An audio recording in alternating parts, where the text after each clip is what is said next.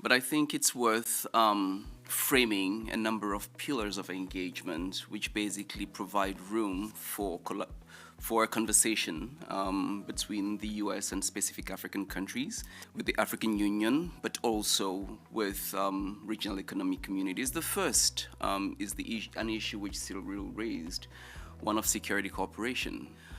The second aspect I would like to put a marker on is the issue of democratic governance, which is increasingly being discussed in terms of democracy on one side and governance on another, which looks at bigger questions of governance effectiveness on the continent and its implications, not just for security, but the third dimension which I need to put on the table is one of economic development, which could incorporate aspects of trade, infrastructure, energy, and as an area for potential engagement. It is a shift, these elections in Southern Africa, in Botswana, in Namibia, and indeed in Mozambique, as you say.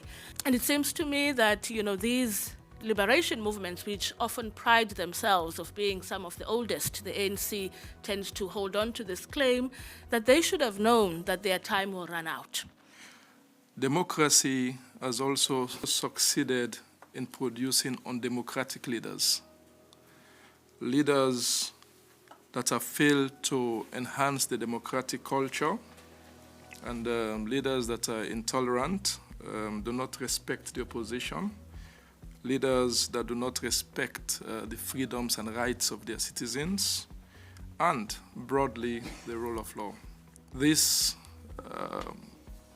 I believe strongly, has contributed to the recent waves of military coup d'etats experienced on the continent. The ways forward for the U.S. are really playing to what the strengths of the U.S. are, and that's to build African capacity on security, strengthening capable security institutions, military professionalism, civil-military relations, building regional coalitions, because at this point the jihadist insurgency in the Sahel is beyond the capability of any one country to deal with. So in short, and in practical terms, in the meantime, that's doubling down with the countries that are most interested in partnering with the United States, the coastal West African countries, helping to stem the tide of the jihadist insurgency, and then to use that to build trust and to do this all in a way that is based on mutual respect and shared objectives.